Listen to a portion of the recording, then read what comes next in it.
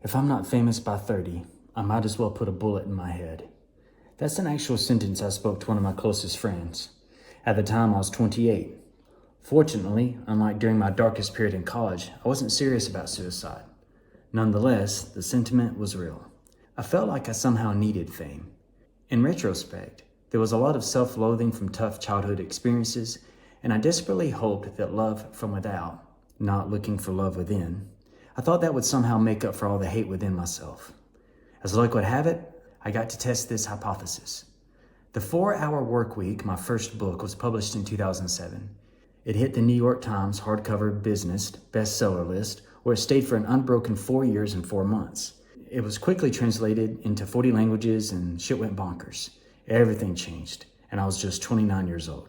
Soon I was engulfed in a hailstorm of both great and terrible things, and I was utterly unprepared for any of it. To kick off this post, let's start with a real example from 2010. I vividly remember the day I received an email from someone we'll call James. James was a frequent commenter on my blog, and we'd become friendly over time. He was a great guy and a huge help to other readers. I'd given him advice, he'd built a few successful businesses, and we'd developed a nice virtual rapport. That day in 2010, however, I actually received an email from James's longtime assistant. It was very succinct. It said, "James learned so much from you, and he instructed me to give you this video." I clicked on the attachment, and James popped up. He was clearly agitated and clenching his jaw, making contorted faces and speaking strangely. He thanked me for all of my help over the years, and he explained that it had helped him through some very dark times. And he finished by saying that he was sorry, but that he had to end things.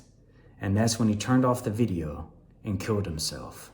This experience profoundly fucked me up for a long period of time. Sufficient to say, I didn't realize that this type of thing was part of the Faustian fame-seeking bargain. Now it's 2020. 13 years, 5 books, 1,000 blog posts later, and nearly 500 million podcast downloads. And I've learned a few things about the promises and perils of seeking fame. And I say, quote unquote, seeking fame deliberately because, let's be honest, I'm not really famous. Beyonce and Brad Pitt, they're actually famous. They can't walk around in public anywhere in the world. I'm a micro public figure with a monthly audience in the millions or tens of millions. There are legions of people on Instagram alone with audiences of this size. New platforms offer new speed, and some previous unknowns on TikTok, for example, have attracted millions of followers in a matter of weeks. If you suddenly had 100,000, 1 million, 10 million more followers, what might happen? I thought I knew the answer to that, and I was naive. This post will explore a lot of things. Chief among them will be answering the question, if you win the popularity game, what might you expect? I'll mention some of the rewards and upsides, which can be incredible, but I'll also talk about some of the risks and downsides, which can be horrifying. My hope is that this post will help people better understand the wall their ladder is leaning against before they spend years climbing towards the top. Or in a world like TikTok, like acceleration before they even let the genie out of the bottle without thinking it through. If you're interested in building a large audience to become rich and famous, some warnings and recommendations are in order for you. If you're interested in building a large audience, you also truly care about who you're vulnerable with, and therefore there's more precautionary tales in order. On the bright side, there are some real benefits, and let's cover some of the great stuff first. One could easily argue that the national exposure that accompanied the 4-Hour Workweek and later books was a necessary ingredient for, and here comes the list. Meeting many of my now dear friends, which includes Kevin Rose, Matt Mullenweg, and many others. There are people I hope will be my close brothers and sisters for life, and that led to being able to invest in dozens of early-stage technology deals, the proceeds of which then allowed helping many causes and organizations that are making a real positive dent in the world. And then there were occasional fringe benefits like getting tables at busy restaurants and getting free samples of products. Many of the things I'm proudest of in life would have been very difficult or impossible to accomplish without a large audience. And for that, I owe every one of my readers and listeners a huge debt of gratitude. However, using fame as a lever can be tricky. First off, what type of fame do you want? In concrete terms, what would successful look like and over what period of time? From 0 to 100%, how confident are you that you can convert exposure to income? Exposure on the World Wide Web and converting that into money. If more than 0%, what evidence do you have to suggest that your strategy will even work? And do you have a plan for becoming unfamous if you don't like it? During my college years, one of my dorm mates' dads was a famous Hollywood producer, and he once said to me, "You want everyone to know your name and no one to know your face." And taking it a step further, we could quote Bill Murray. He said, "I always want to say to people who want to be rich and famous, try being rich first and see if that doesn't cover most of your wants." There's not much downside to being rich other than paying taxes and having your relatives asking you for money. But when you become famous, you end up with a 24-hour job. The only good thing about fame is that I've gotten out of a couple of speeding tickets. I've gotten into a restaurant when I didn't have a suit and tie on, but that's really about it. So that's the quote. But how could Bill Murray's words be true? It seems like a farce. I mean, at the very least, it can be an exaggeration, right? To wrap your head around what famous really means, there's one metaphor that might help, and I'm going to dig into that now. Here's an email I received in July back in 2007. "Your sport shows that you are a hypocrite to profess helping others with your book. You are showing a grave example of the white horseman to our children. Shame on you, shame and wickedness. It is the most evil war on earth, the one for blood spectacle for those who would entertain by whoring themselves, prostituting violence to those who seek and lust to watch inhumanity. You are an evil one who has gained the world and lost your soul." That's the email that I received. So what did I do or say that caused this? Was it in response to a how-to article on clubbing baby seals? Not quite. It was in response to my blog post highlighting the nonprofit DonorsChoose.org, which I advised on for 10 years. And what was the explicit goal? It was to raise money for underfunded public school classrooms. In the introduction, I happened to mention that the founder and CEO of Donors Choose was my wrestling partner in high school. That's it. This same white horseman reader proceeded to send me more than a dozen increasingly threatening emails, concluding with, "I shall deliver you on Judgment Day." Was that a death threat? Was there anything that I should do or could do about it? I'd never dealt with such things and I didn't know, but I did know one thing. It was very scary and completely out of the blue. That week, I shared the above story with a female career blogger, and she laughed and said soberly, "Welcome to the party." She got an average of one death threat, one sex request, and one sex threat each week. At the time, our audiences were roughly the same size, and that brings me to the topic of audience size and metaphor of the tribe, the village, and the city that I'm going to dig into here. I want you to think back to your 5th grade class. In my class, there were 20 to 30 kids. Was there anyone totally off the rails in your class? For most of you, there's a decent chance that kids seem pretty sane. It's a small sample size. But next, think back to your freshman year in high school. In my case, there were a few hundred kids. Was there anyone volatile or unbalanced? I can think of at least a handful who were prone to violence and made me feel a little uneasy. There were fights. Some kids brought knives to school. There was even a kid rumored to enjoy torturing animals. Now keep in mind, the high school was in the same town as my elementary school. Well, what changed? The sample size was larger. Now flash forward to my life in 2007, less than 3 months after the publication of my first book. In that short span of time, my monthly blog audience had exploded from a small group of friends, 20 to 30, to the current size of Providence, Rhode Island, which is 180 to 200,000 people. So let's dig into that. What do we know of Providence? Well, here's one snippet from Wikipedia, and it says, compared to the national average, Providence has an average rate of violent crime and a higher rate of property crime per 100,000 inhabitants. In 2010, there were 15 murders, and that's down from 24 in 2009. The point is, you don't need to do anything wrong to get death threats, rape threats, etc. You just need a big enough audience. So think of yourself now as the leader of a tribe or the mayor of a city. The averages would dictate that you get a certain number of crazies, con artists, extortionists, people, for actual murders and so on. Now, in fairness, we should also include a certain number of geniuses, a certain number of good Samaritans and so on. Sure, your subject matter and content matters, but it doesn't matter as much as you'd like to think. So remember, the bigger the population, the more opportunities and problems you'll have. So now here we are in 2020. My monthly audience is larger than the size of New York City. Now, for fun, just Google New York City and click on news. And on some level, the dynamics are pretty much good and bad. And you're going to need to deal with that if your audience is that large. But let's assume you only have 100 or 1,000 followers. You should still wonder, hey, at any given time, how many of these people might go off of their medication? And how many of the remaining folks will simply wake up on the wrong side of the bed that day, feeling the need to lash out at someone? And here's the key. The answer is never zero. Now, I want to talk about the darker side and some very real issues here. And to quote Henry David Thoreau, the cost of a thing is the amount of what I will call life, which is required to be exchanged for it immediately or in the long run. In other words, the cost of something will be taken from me immediately or in the long run, is pretty much what Walden was saying. With that in mind, let's look at some very common downsides of exposure. Nearly all of my friends who have audiences of 1 million or more have personal stories for every category I'm going to describe. If you've ever wondered why so many celebrities disappear for a period of time, sometimes years, it's often in the hopes that what I'm about to describe to you is going to fade or go away. Sadly, it's very hard to put the toothpaste back in the toothpaste tube once you have a large Google footprint. Best to be aware of it in advance because there's dragons and there's stalkers and there's other categories too.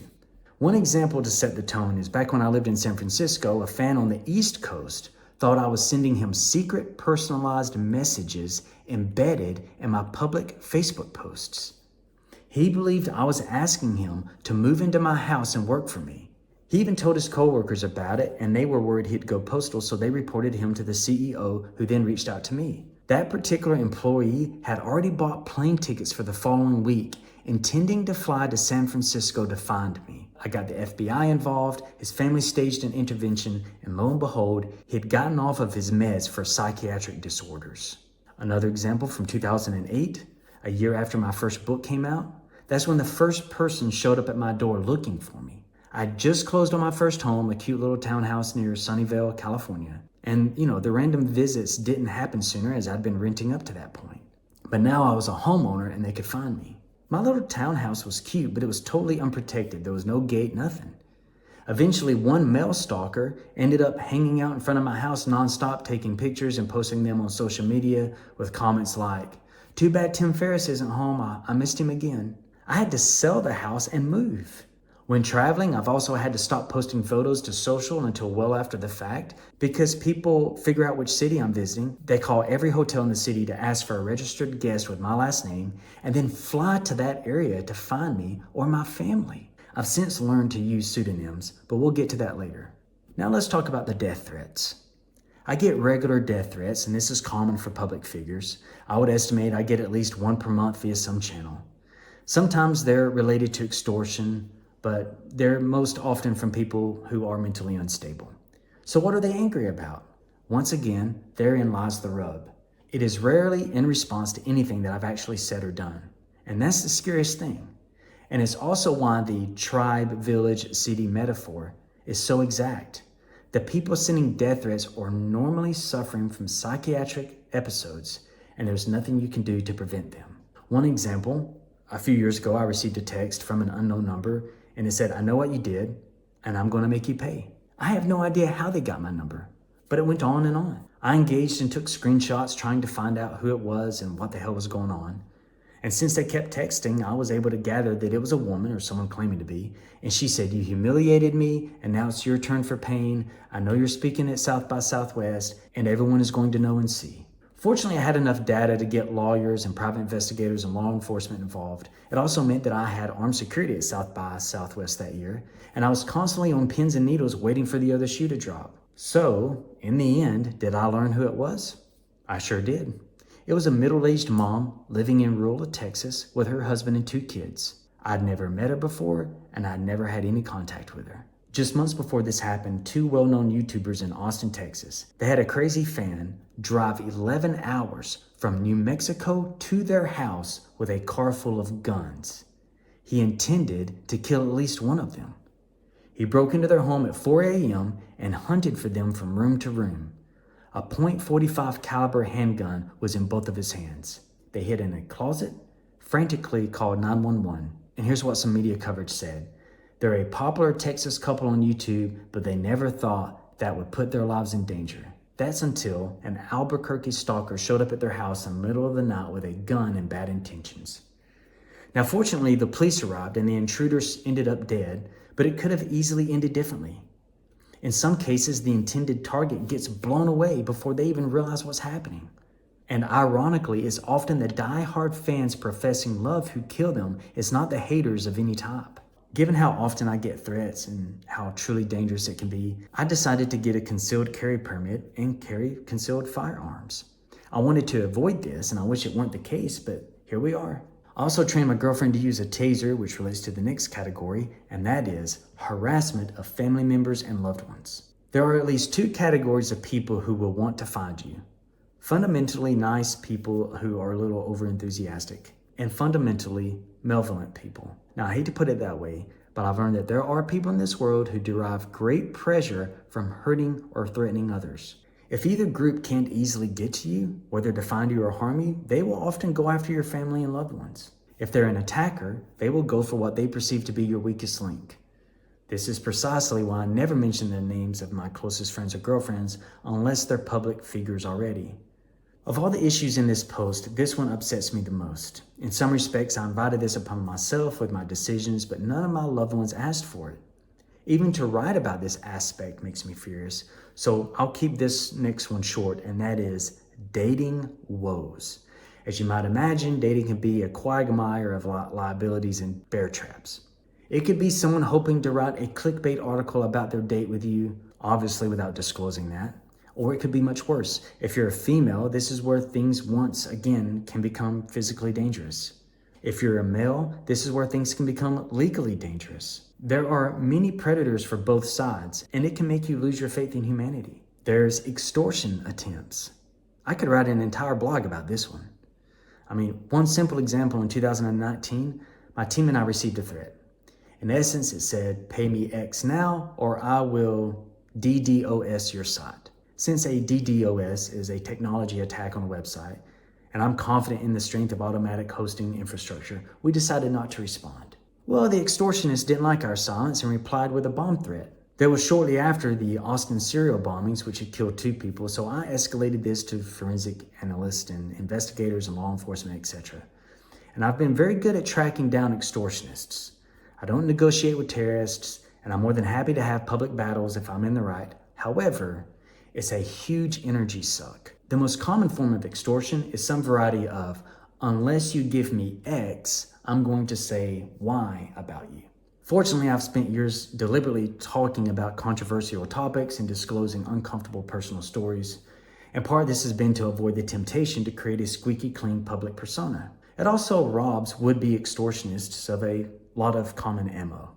If you don't have your own ammo, this category can be catastrophic. In other words, if you have more fame than resources, you paint yourself into a very vulnerable corner.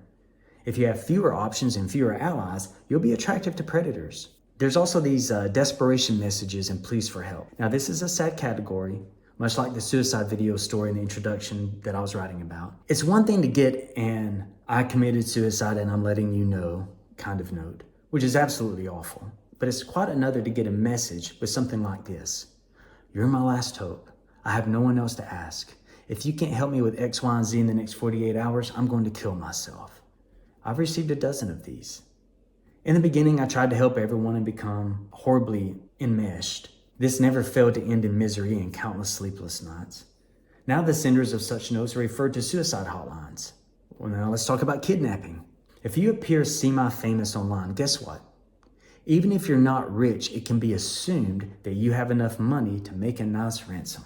There are places where kidnapping is an established industry and professionals do this on a regular basis. Now, the US is generally safe, but if you're flying overseas, you should be aware of a few things. For example, if you use a car service, give them a fake name and nothing cute like James Bond, and they'll use that to put on a sign or an iPad to find you a luggage claim. And here's why. It's common practice for organized crime to have an arrangement to buy flight manifests from airport employees. This means that the potential kidnappers, much like a Michelin 3-star restaurant, will Google every name associated with every seat to figure out exactly who is who. If you appear to make an attractive target, they would then go to the airport an hour before you land, find the driver with your name on a sign, and pay or threaten them to leave. Then they replace your driver with their own driver who now holds the sign, and they wait for you, and guess what? Goodbye. This can take other forms too. Once in Central Asia, I had a driver show up at my hotel to take me to the airport, but he used my real name. And I'd given the car service a fake name. To buy time, I asked him to wait while I made a few phone calls, and about 10 minutes later, the real driver showed up to take me to the airport using the designated pseudonym that I'd given him. The first fraudulent driver took off, and to this day, I have no idea how he knew where I was staying, or when I was leaving, or who he was, or what he wanted. But it does bear repeating. There are professionals who do this, and they will be very good at what they do. Next, impersonation, identity theft, etc. The more visible you are, the more people will attempt to impersonate you or your employees. This could be a hack to a website, access a bank account, get a social security number, or something like that. Companies or fly-by-night entrepreneurs will also use your name and face to sell everything from web services and ebooks to shady info products and penis pills. And sadly, these are all real examples that have happened to me. This is something that my lawyers deal with on a weekly basis. It's nonstop. For both reputational and liability reasons, it's important to track and guard against much of this. There's also attack and clickbait media, so let's talk about that. There are a lot of amazing writers and media professionals with rock-solid ethics. Many of my dear friends are journalists in this camp. On the flip side, there are increasingly large numbers of bad actors due to perverse incentives caused by the clickbaity, fast as a new good digital playing field. Remember the tribe, village, city metaphor I was talking about earlier? Multiply your target audience size by 2. Now, recall the percentage of that audience who might be angry or go off their meds, and next double that percentage to include those who do gray area things to advance their own careers. Lastly, give all of those people a job or contributor status at a media outlet. Now, can you see the fucking mess this is? If you don't like shitty Twitter comments or if nasty Facebook remarks get under your skin, just wait until you get your first hatchet job profile piece. It won't be the last, so you better brush up on your Stoic philosophy. Now, this is particularly demoralizing when a piece is full of misquotes, even after you've corrected fact checkers via the phone. And don't do that. I learned from my mistakes on that one. Here's a pro tip. Use email for fact checking. Don't send text messages. Here's another category. Speaking of so-called friends with ulterior motives, okay? Once you have a decent sized audience or platform, the majority of people who want to grab coffee, ask mutual friends for an intro, or especially offer you unsolicited favors, they'll have ulterior motives. Now, it took me a long time to accept this, and I paid a hefty tax for it. But to be clear, I don't mind pitches as long as they come up front. What I can't stand is fakery to get in someone's good graces over months, followed with a surprise, "Oh, I've been meaning to tell you about my new book coming out in a few weeks," and similar shenanigans. This has happened to me more times than I can count, and it feels dirty and gross. This is one of the main reasons for my ongoing blanket policies, like a commitment to not reading any new books published in 2020. It's also one of the reasons that the majority of my closest friends are not in the public eye. Beware of anyone who just, quote unquote, wants to get to know you. So let's talk about invasions of privacy. For all of the reasons in this post and many more, if you're doing anything public, you should never have anything mailed to where you live. If you violate that even once, it's likely that your name and associated address will end up in company or government databases. Well, those mailing lists are then rented and traded as revenue streams, and it all ultimately ends up searchable. Now, do you remember the story of the Austin YouTubers hunted in their home? Don't be them. Now, for safety, unless you want to take huge risks, use a UPS store or other off-site mailing addresses for everything, okay? This is a must-have, not a nice-to-have, okay? Now, in conclusion, it has been a wild ride. Lest it appear otherwise, this is not intended to be a woe is me post. I've been very fortunate and I do love my life. That said, all the above have created heightened levels of anxiety that I didn't anticipate. I'm lucky to have the support of my family and friends, my girlfriend, and my guardian and fluff ball, Molly. I simply couldn't handle it otherwise. Would I have listened to all these warnings in advance? Would it have changed my behavior? I don't know, probably not. Unless you've lived it, it might seem like someone is being gifted a Bugatti and then complaining about the gas mileage. The entire experience reminds me of the parable of the blind man and the elephant. And that this is a parable that has been told across different cultures since at least the first millennium BCE, before Common Era.